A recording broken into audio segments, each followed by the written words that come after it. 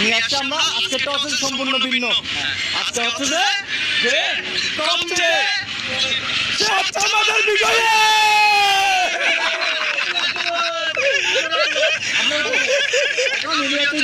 আরিফ ভাইকে টাকাটা বুঝাই দেন, বিজয়ীটা একটু ঘোষণা করবেন। আরিফ ভাই কথা আজকে যে বিজয়ী তাকে পুরস্কারটা দিয়ে দেন তাহলে হবে।